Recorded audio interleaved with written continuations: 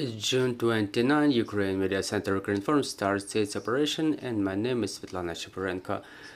The war has changed lives of all of us, for all of us in a different way, but a lot of people were forced to leave their homes due to constant shelling, due to temporary occupation, and they were forced to find themselves in the new places. How does the government help the people to get integrated in the new places at their new homes, to find new jobs, to feel themselves more confident?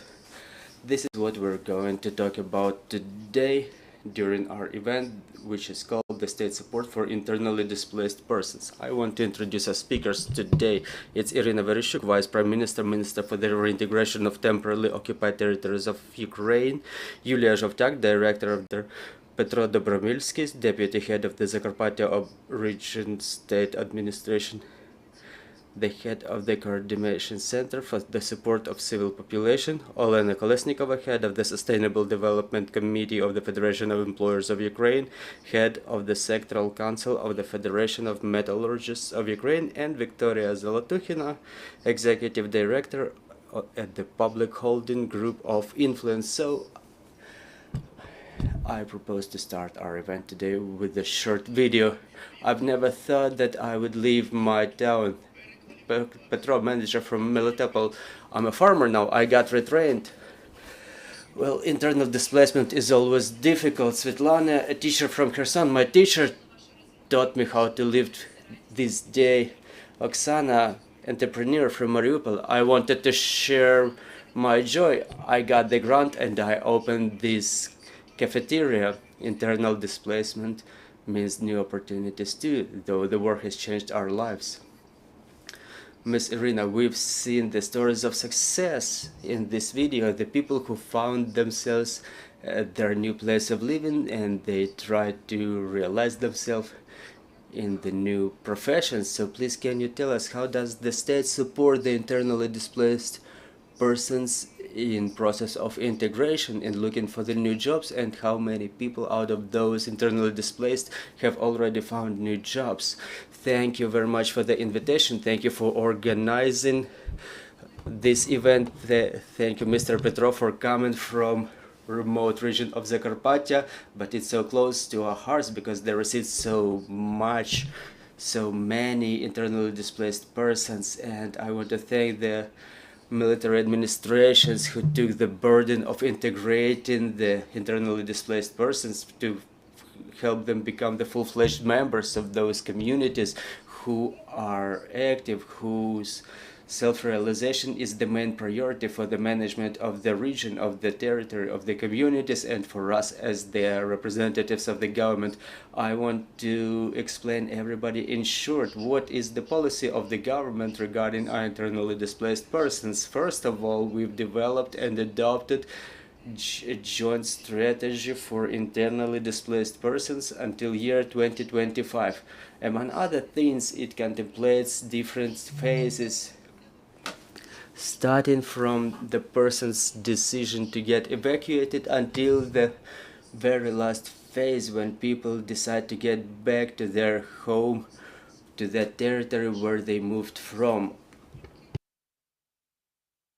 Also, there are two main directions contemplated by this strategy: the adaptation and integration of our internally displaced persons. First of all, is the place of living. People cannot live in the compact built-in spaces for a long time. And the second thing is the job. Is very important for people to be socializing, to be busy with something. Like, you know, we like to repeat it, the busy hands never fall down. After we have adopted this strategy, we've realized that we lack some coordination because every problem raises more and more issues. But we cannot make meetings with the representatives of the civil society, with our international partners on any single issue. With our partners and those civilians who help us adapt a humongous number of internally displaced persons. It's 5.8 8 million only registered ones, and in total this amount is up to 7 million, and without support of our donors, of our partners, we would be unable to do this job, and we appreciate their input a lot. So we've realized that the best format of coordination and cooperation is the coordination headquarters that was created upon the resolution 330. All the military administrations were included in that headquarters. It also comprised our international partners, our partners present here, those who consult, those who advise on legal issues are internally displaced persons. The headquarters also comprises the representatives of the local governments, representatives of Ministry of Infrastructure, Ministry of Economy, Ministry of Reintegration, pension funds. So all the issues that are arising in those new places of living, they go all the way up to our headquarters. We sit all together on a weekly basis, more than 150 persons in total, and we develop the policies regarding our internally displaced persons. So we have the resolution, we have the strategy, we have the coordination headquarters as the inter-authority body. And I want to thank all the military administrations, all the regional military administrations who created the coordination centers for the support of civil population. And their priority is the work with the internally displaced person. For example, Mr. Petro is the deputy head of military administration, and he is the head of the local coordination headquarters. He can communicate the problems that arise in the region. Every region has their specifics. For example, Transcarpathian is different from Kharkiv region, but both of them have internally displaced persons. For example, one region has more relocated businesses, another region has more internally displaced persons. In Kharkiv region there are 500,000 people who were internally relocated, and in Zakarpattia there are more relocated businesses. For example, they can tell you how to find new jobs, how to find new place of living. So we have centers that work on a permanent basis where, among others, the issues of employment. Ms. Yuliya Zhovtyak, I want to tell you personally for your motivation, because the centers, along with our work in the headquarters, every Friday 15 o'clock after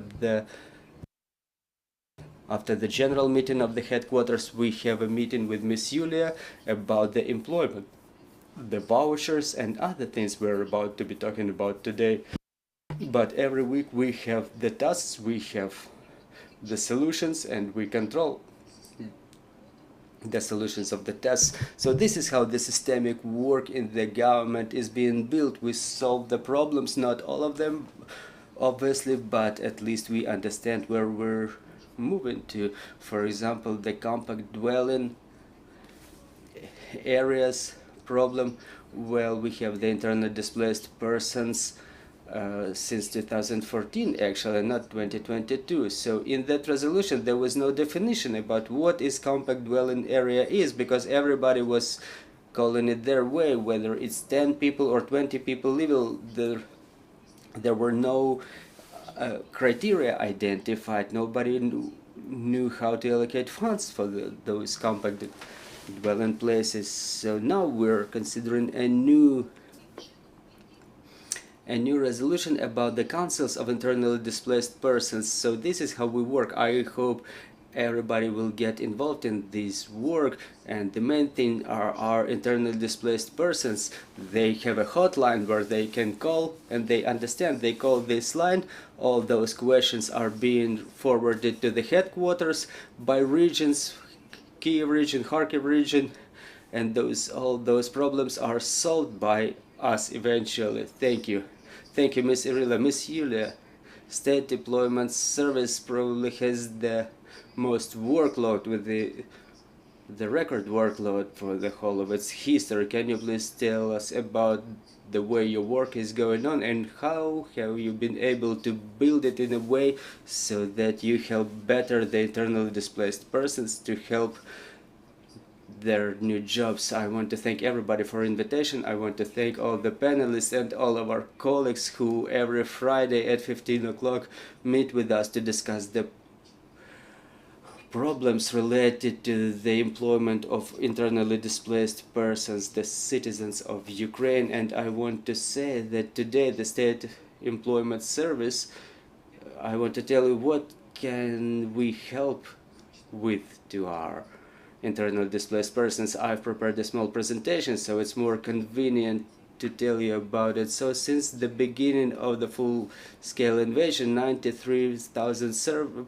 persons received services from the State Employment Department. Not all of those who received the status of internally displaced persons are interested in employment, not necessarily. I will tell you later why it is employed. So 74,000 applied for new employment.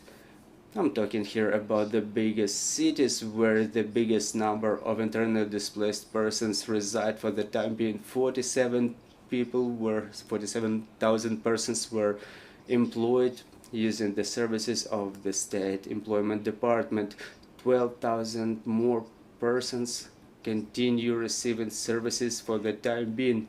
Really, it's a small number of those who still receive the services of the State Employment Department.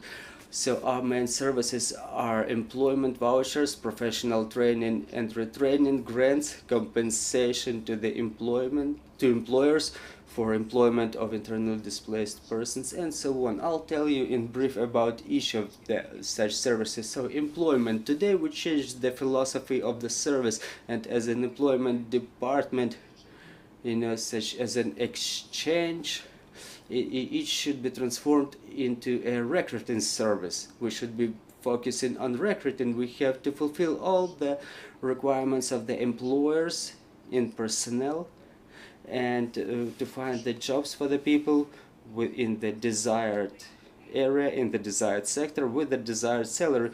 If there is no such job in the region, we make analysis throughout the region, and we offer people other employments with which contemplate other skills, and for that purpose we involve people in retraining processes, and probably we change their professions because this is the trend. The world is moving in training during life. If you get the education, it doesn't necessarily mean that you work all your life at one single place of employment. The world is dynamic, and Ukraine is moving this dynamic way.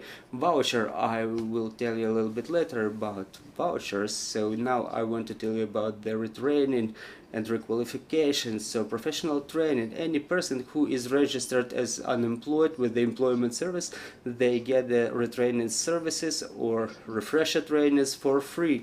More than 300 different training courses, professions, qualifications. People can be trained in from 4 to 6 months. Some training courses are just only 1 month long, depending on the profession.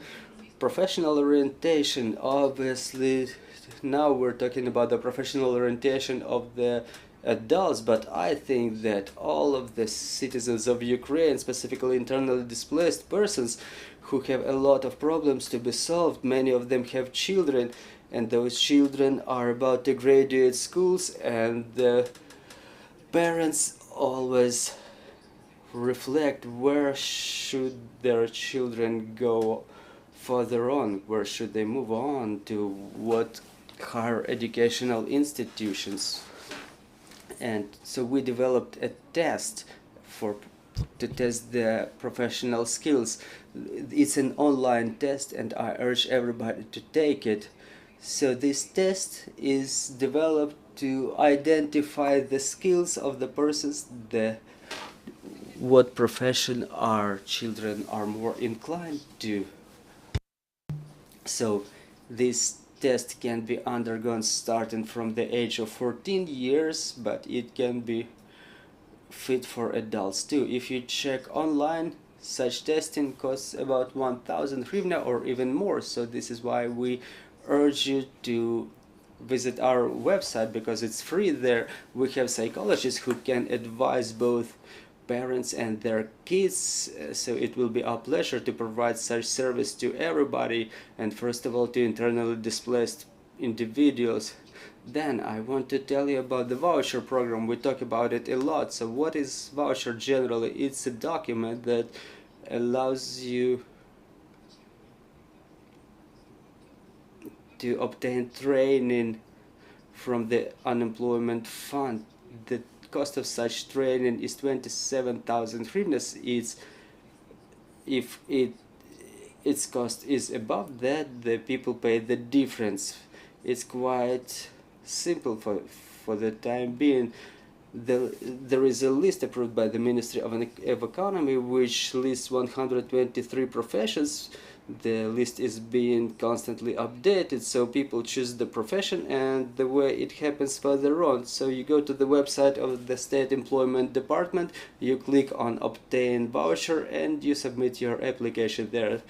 From the 1st of June we'll launch such an option as an application for voucher. I want to show you what happens next. So from the 1st of June 2023 we got 1,240 such online applications, and almost 1,000 of such applications came from the internally displaced persons. Also, please check the most popular professions picked by our citizens. It's chef, nurse, baker, welder, the professions that for the time being are very necessary in our state for the recovery of our economy. So whoever still doesn't know about such program, I urge everybody to visit our website to read the terms and conditions. And what's easy about that, you submit the application and our advisor contacts you within 3 days, and we invite people to the employment center which is closer to them. We help them to pick the educational institution. There is more than 1,000 educational institutions all across Ukraine. We get in touch with the educational institution to facilitate the communication between them. We help them to enter into agreement and the people start their training. So this program is developing now, and one of the categories are internally displaced persons for whom it will be very convenient. So micro grants for the businesses, for the small businesses. This program is almost 1 year old. It's a big project of the Ministry of Economy, e-work.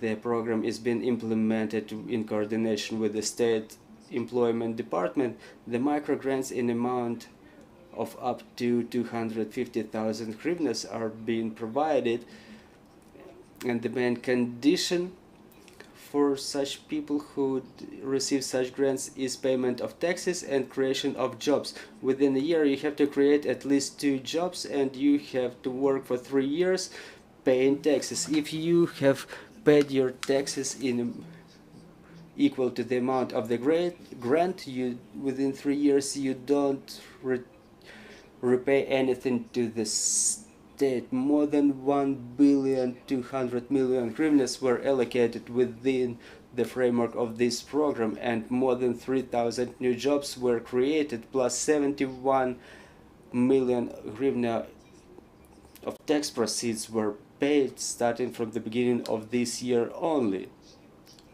So the program proves its efficacy, and for many people who had their businesses, who probably relocated their businesses, it's an opportunity to either have their business relocated or to establish a new business. How to receive this grant? We work in coordination with state portal DIA. You go to DIA website, you submit their application for the grant, you submit your business plan, upon which Oshad Bank makes a scoring. After scoring, you have an online interview, about 15 minutes, with a representative of State Employment Department. A businessman can tell about their business plan, their business, their decision is made, and the grant is being extended.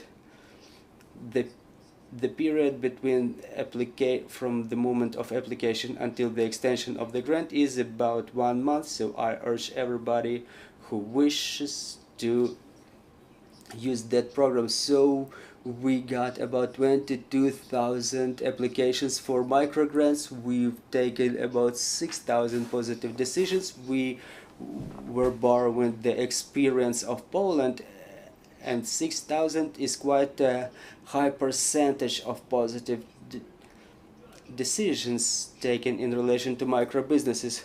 Why is it interesting? Because it's no bank loan. There is no collateral, for example. You pay taxes, you create new jobs, and you owe nothing to the government. You make use for yourself, and you make use for other people, as well as to the state.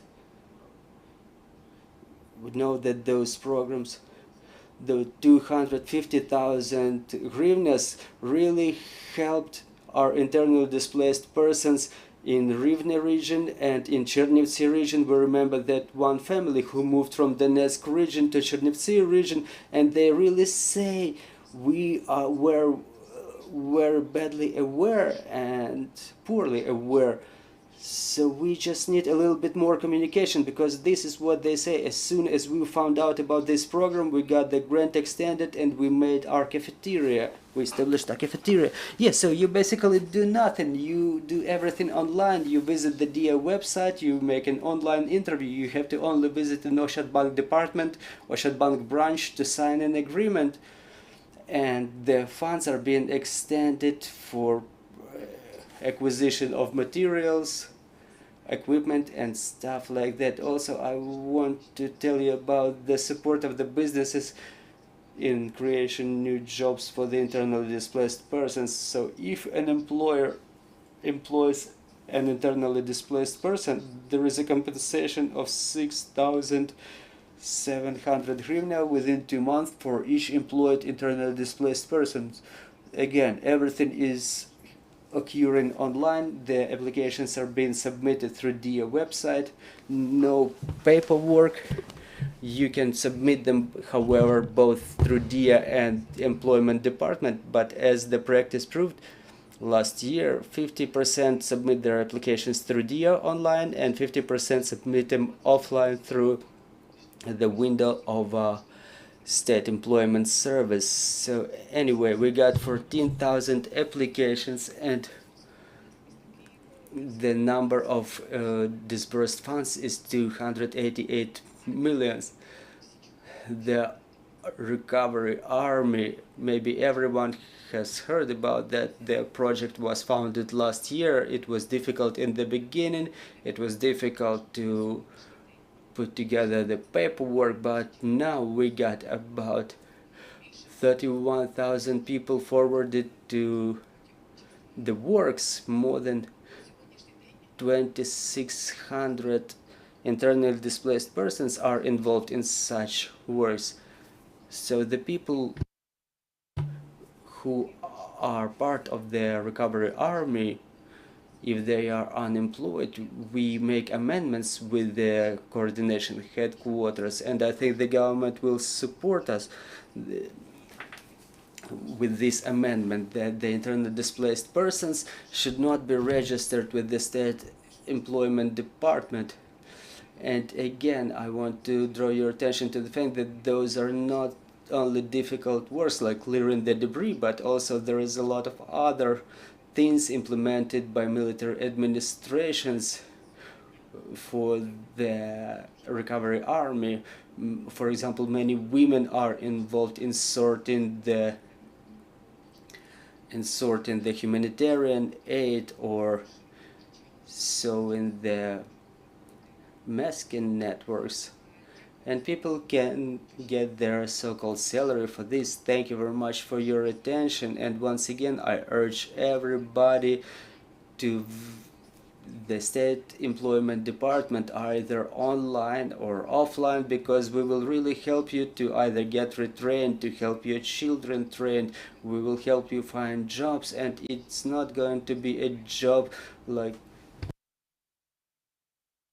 it may seem to you that there are irrelevant vacancies in the state employment service. Now we proceed to the coordination with the open market. So all the programs that we are about to implement, we will help you in fulfilling yourself in the job market. Even if you are an internally displaced person, sometimes, at least once in our lives, we become internally displaced persons, either forcibly or unforcibly, and it's important to retain this internal force to move on. So I'm convinced that when you live with the good in your soul, with the positive thoughts, you will make it all.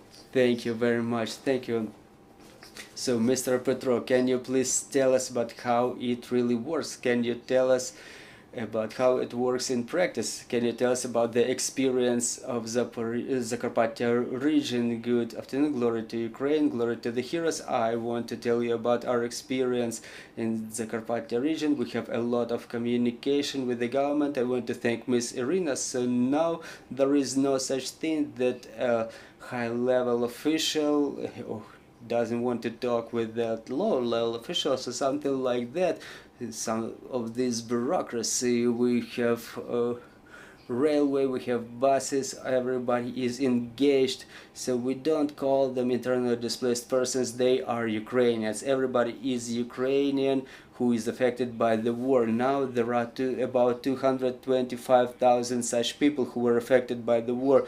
We see in this slide that the majority of them are either people above 60, children and women. Also, we are a region which is located next to the border, so many people were just using our region as the transit area, and now it's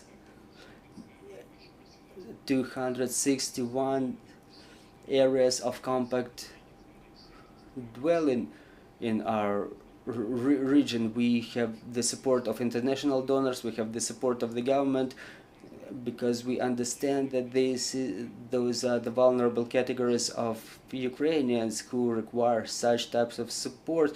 So in those compact residence areas, there are about 150 people living on a permanent basis. They have access to the sanitary conditions like bathrooms, showers, so that people can live there for an extended period of time.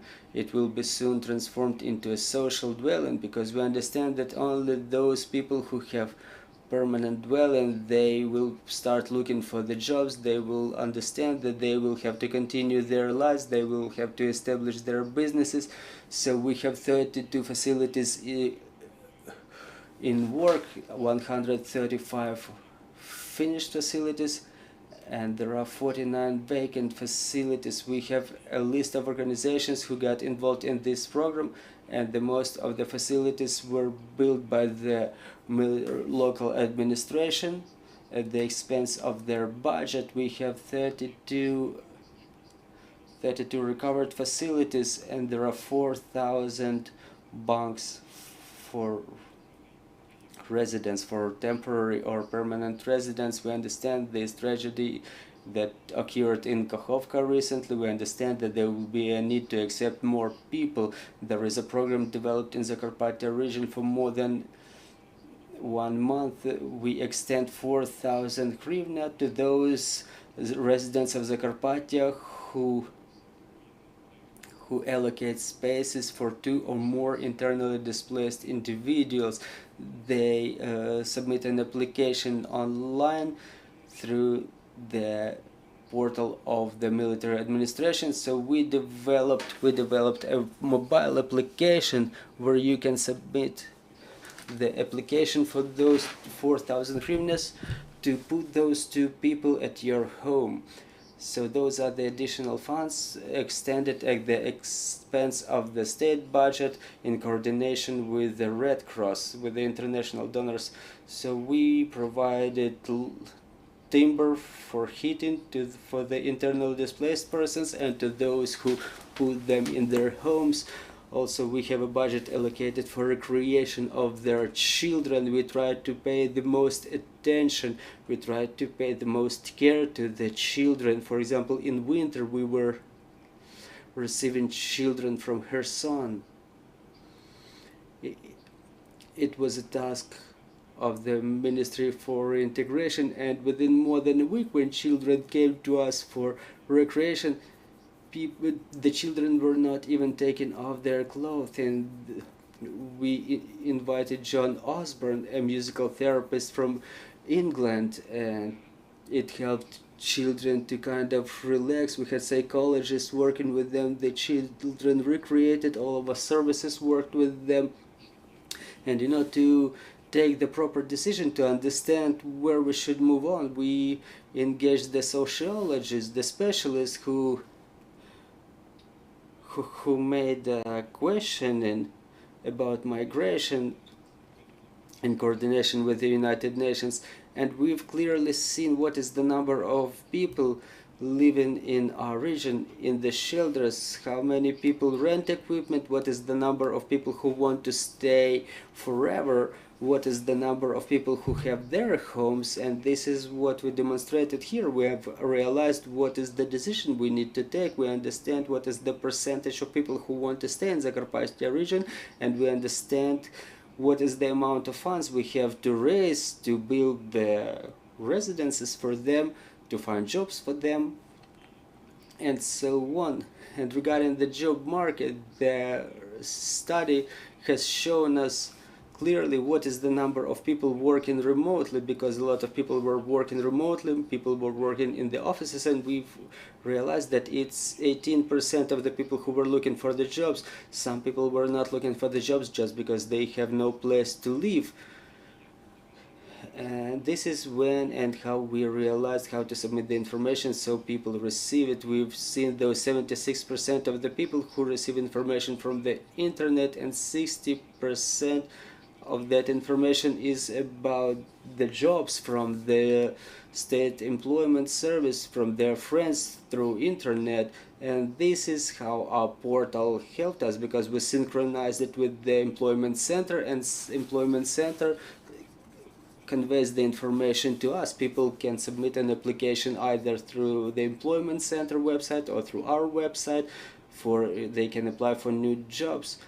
Now all the territorial communities, in coordination with the employment centers, process all the employers working in their communities, all the businesses, and all the list of all positions that will include salaries, the social packages extended by this or that organization, because many businesses provide, for example, daily meals, or they provide bulletin, or they provide transportation, because sometimes we don't have sufficient transport to bring them to the locations of their employment.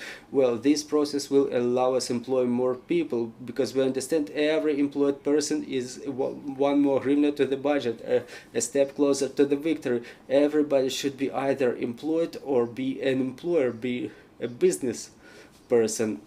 So a lot of businesses were relocated to the region who now adjust their operations, and the model that we implemented is to have the industrial parks, the big businesses who are recovering now, so that they build bulletins there.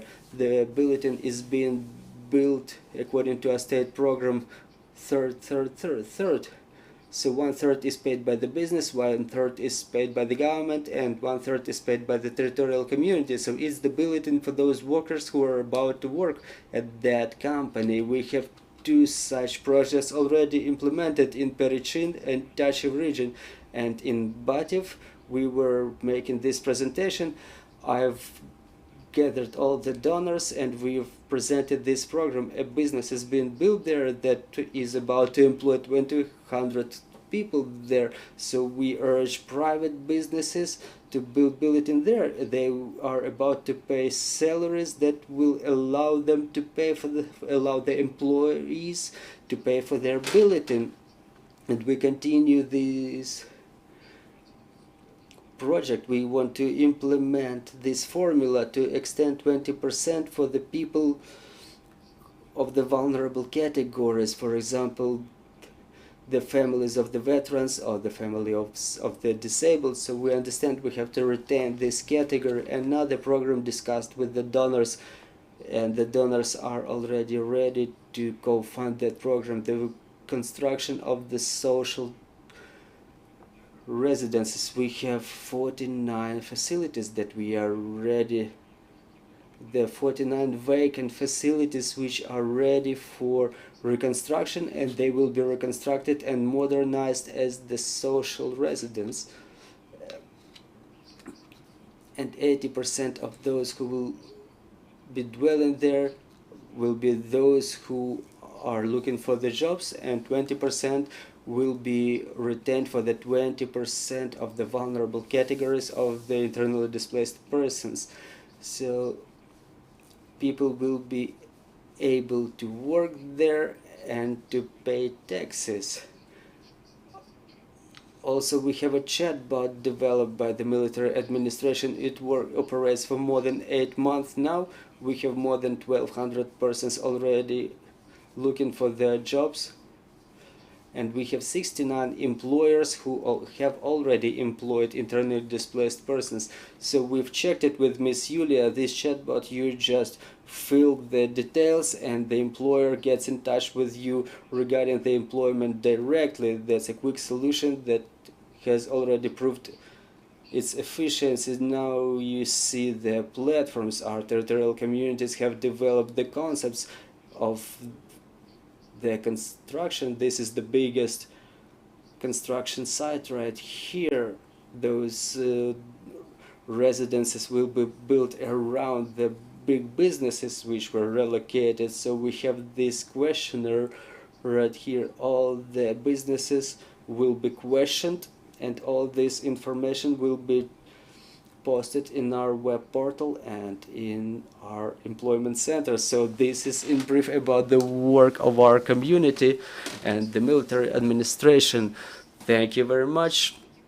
Miss Olena, what the job market is looking like right now? What are the most demanded professions, and in what sectors the internally displaced persons work?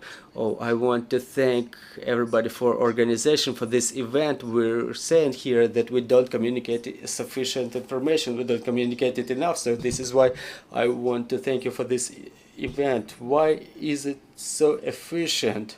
Why is our work so efficient? Because we work in a coordinated way. We want the people not to leave Ukraine, honestly. Well, because in my opinion, among those who left Ukraine, the number of those who want to return is not as big. As Mr. Pavlov mentioned, every step close, every hryvnia paid to the budget as a tax is one step closer to the victory, because every people who help to recover the country, because we don't wait for the end of the war, we start doing it now already. If I get the clicker, I will, when I was preparing about what we were doing, we were talking about the challenges for the people, but there is a huge number of challenges to the businesses too, which resulted from the war. First of all, the migration situation both inside of the country and outside. It's a huge challenge for the businesses, because there is no business without people. The director of any company will tell you that not the owners, not the directors are the ones who do the job, it's the employees. We've survived terrible times for the industry, such as blackouts, when the lights were off, when the industries could not work. They were not ready for that. That was a change of investment plans, because we had to provide for alternative sources of power. We had to realize how to repair it. We realized that we have to allocate more people as power and electric power technicians, but we didn't have this number of people in the country, plus the mobilization. We've realized that the majority of the industrial professions are male professions. There were bans since the Soviet times. They existed even during our independence, so we have not renewed the gender balance for those professions. The people went to the front lines. They had to be replaced quickly with the people who can fulfill the same functions. They are not difficult in terms of their difficulty, but they are difficult in terms of qualification. It's difficult to learn to be a metallurgist, for example, quickly. Some professions are easy for retraining and some are not so much. Also, their missile attacks, the missiles are targeting the industries, and we don't know whether those who can relocate, whether they do relocate, but unfortunately sometimes some industrial facilities cannot be relocated. They depend on the resources, on the natural resource deposits, and this is why they cannot be built in different areas. There are specific employment challenges for the people themselves, like loss of documents, for example. Even if people leave, we were able to evacuate. I remember we evacuated people from Mariupol, and people had nothing at all on them. Like, talking to them, like you mentioned it properly about the busy hands, we've realized that the first thing we should do is to employ them, to have their motivation back, to have this fire in their eyes back. Obviously, a lot of people lost their jobs. God, like, I hope just everybody stays alive, but I'm not even talking about the retention of the jobs. We were talking about the psychological condition of the people. We realized that is the people who want to continue working. They sometimes want to continue training, retraining. It's like not that they want to leave and forget it as a nightmare. So it's our joint task. When talking about the challenges for the businesses, it's our joint task how to solve those businesses. This is why in the beginning of the full-scale invasion, when we realized that there is a huge number of people who are left with nothing, even without documents, and we had this reform almost over about the employment centers, we want to thank this resolution of the cabinet of ministers, which allowed to start new job on a declaration basis. So the first qualification centers, they started confirming the qualification. The people were confirming their qualification in those qualification centers. We were realizing it, that they are our people, but according to the legislation, we were not able to do it. Another challenge was the official employment, because again, is the taxes, is the support of our guys from the armed forces. So this is how we legalize them, so to say. We've updated the documents for them, and then we proceeded to solution of other issues such as bulletin jobs and stuff like this. So talking about the results, almost 1,200 people underwent this procedure of requalification. 30 qualification centers are established all across Ukraine where you can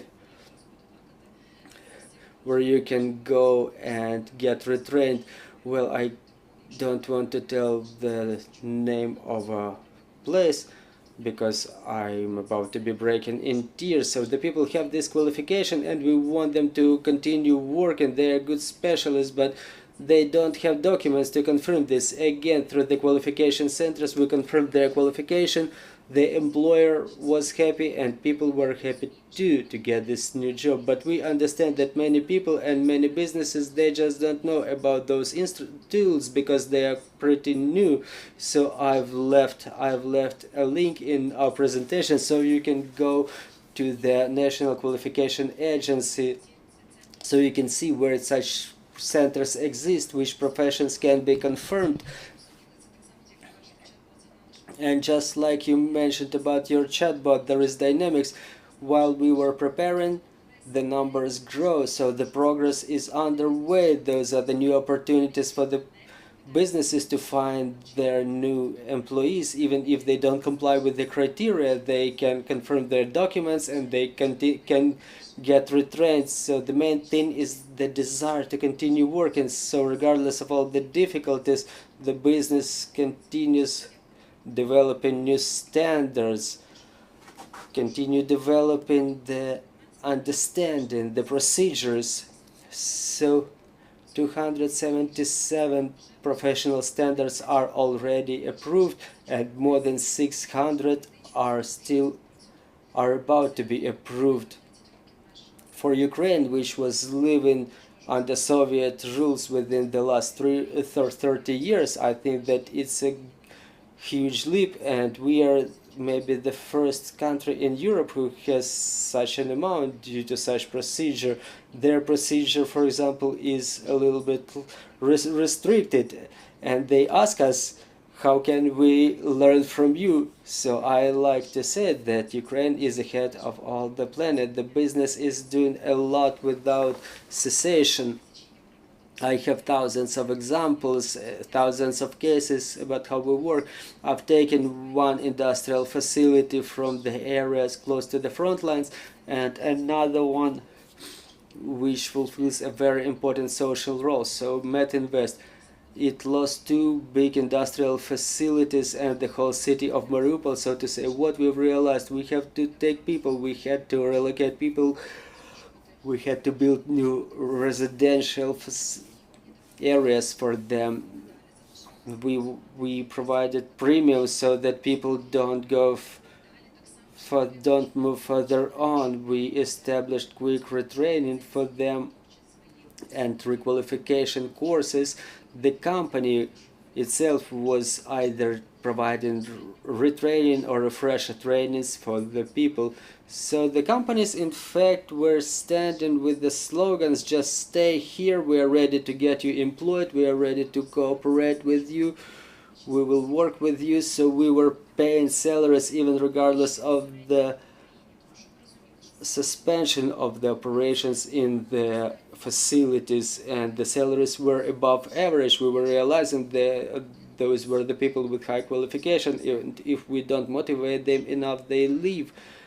That was a complicated experience. We had that experience with different companies. It started from 2014. There was an experience which proved that the people have to work with the psychologists have to work with their families, with their close ones. So different kinds of aid were provided, starting from the meal ratios to work all the way to the work with psychologists, so that people are motivated to stay in Ukraine and continue working.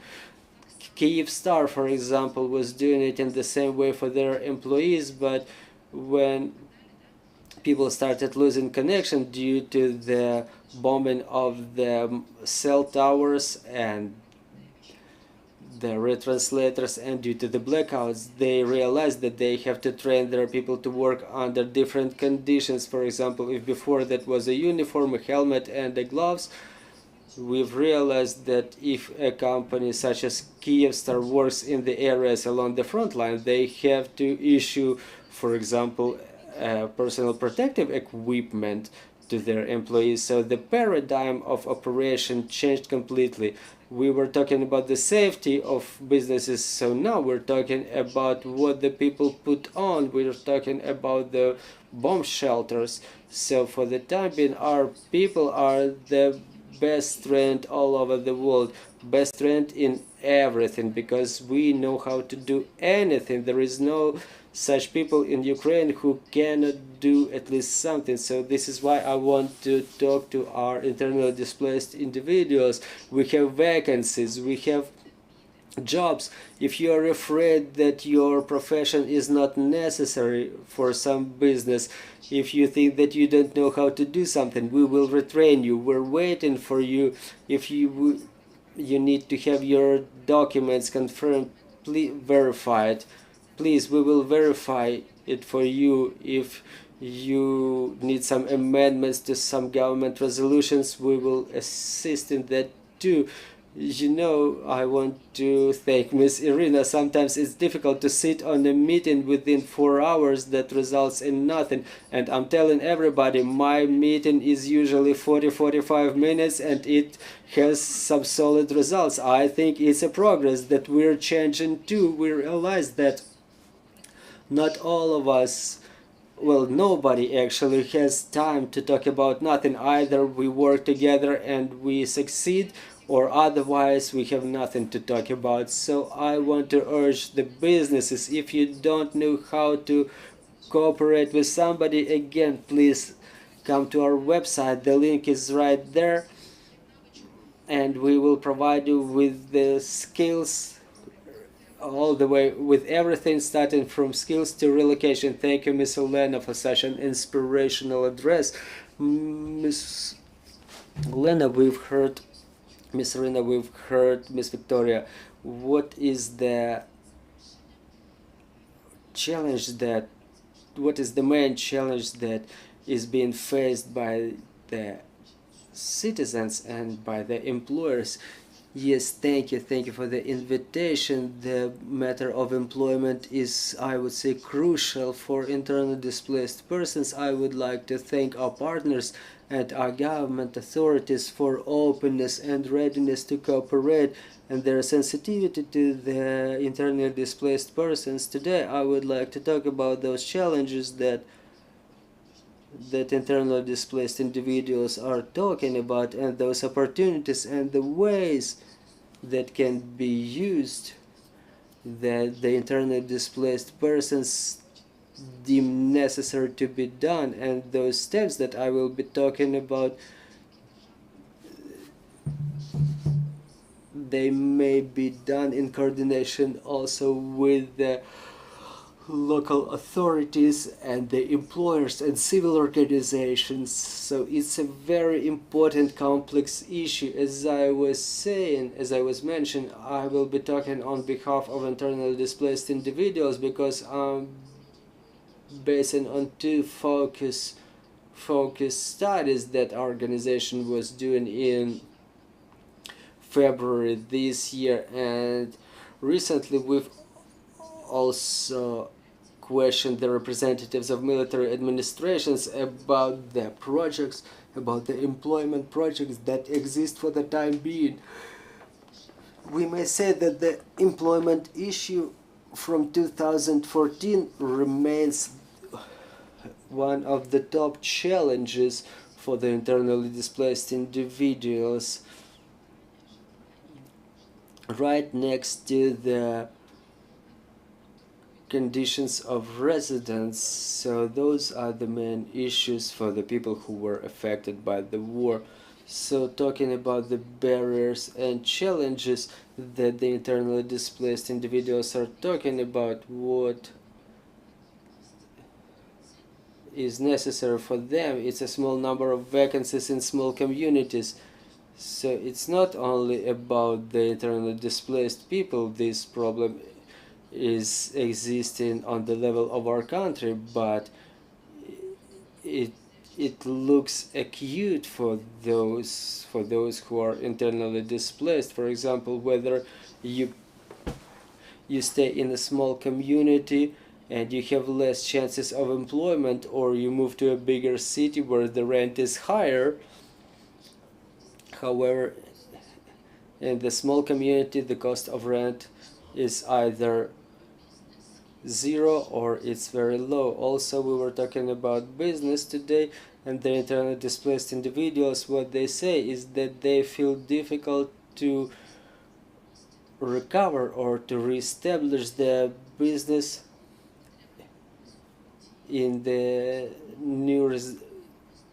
near the new home, because a lot of them lost a lot of resources.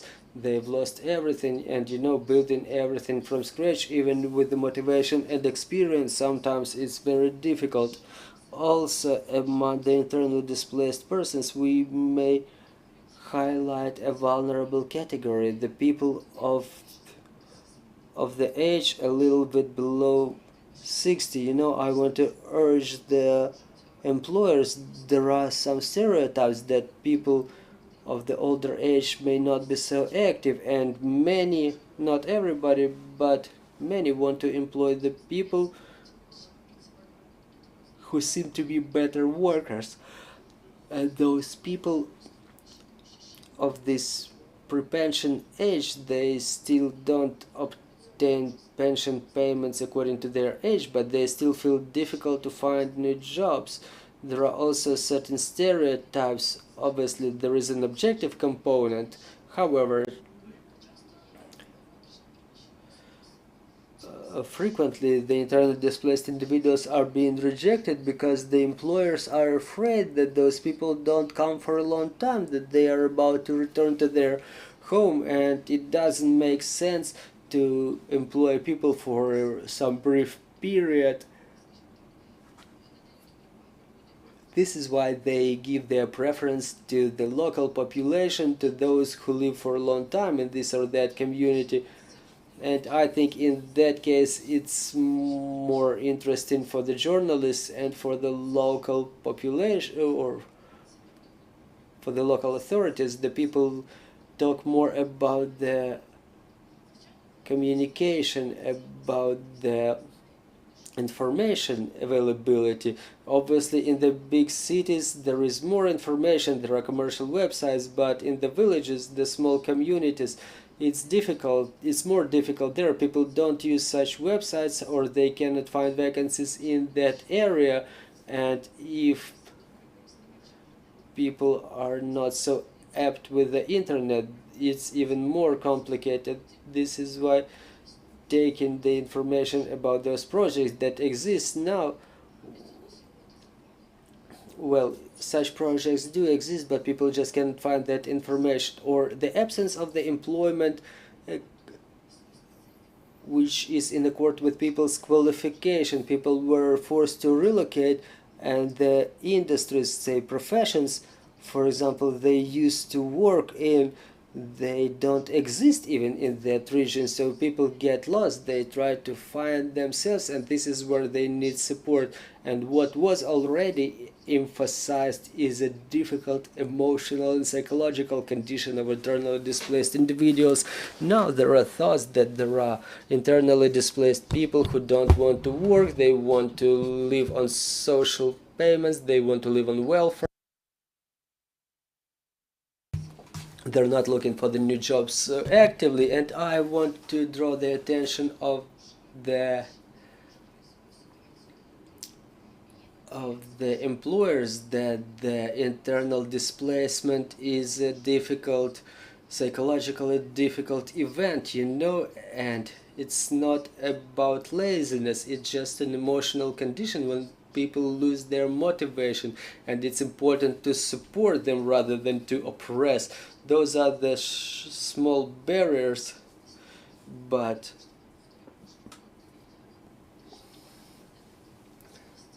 both government and the civil society can provide such support to those affected by the war. Oh, Miss Victoria, I apologize, our time is running out. So we want to make a complex approach. This is what internally displaced people talk about. There are millions of them, and they need the complex approach. They need, their needs are different, their situations are different, their experiences are different. So talking about the retraining and refresher training and requalification, it's important that this retraining is in a regional aspect. If people reside in some region, it would be good to research what is the potential of that area, and not to do this on a state level, on the country level, but on the area level. The business, the grants, they are cool, but what they ask about is to provide advice and to accompany the business within the first half a year. It's very important, because there are people who start doing it for the first time, and it would be very good for them to obtain some information about the sales markets, about the statistics, not only to provide the grant but also stimulate businesses in some other ways. So talking about the social businesses that may include the support to the internally displaced persons, we have two pieces of advice for the local authorities to monitor their job markets in their communities, in their region, and to provide that information to the people. Because frequently in the rural areas, people communicate with the heads of the communities, so it's important to have them informed, and it's important to engage the internally displaced individuals in solution of all those issues. They can be advisors, it's social councils. So it's important not to do this job without the internally displaced individuals themselves. And regarding the Army of Recovery, the local military administration said that they would like to regulate the payment for the jobs depending on the qualification of an individual and the complexity of the work. It should be regulated, and the limitations should be lifted for training vouchers. There are certain restrictions still, and it would be good to have those criteria reviewed for the internally displaced individuals, to have consultation, advice, and retraining for putting together the business projects. This is what the military administrations were talking about. When people need to put together a business plan, they start feeling difficult to do so. They would like to have those consultations to be more broad, and eventually the psychological support. They can work quite well with the international donors, with the civil organizations. Well, thank you. I'm about to wrap up. All the rest of materials you may find them at our website. Thank you for the information, dear colleagues. We have time for a couple of brief questions and answers. Iryna Vereshchuk, Radio Svoboda, good afternoon. I have a couple of questions, so if I may, I will ask the first two. First, about the compensation for the destroyed property. There is a resolution of the government. The mechanism is already approved to identify the amount of identification.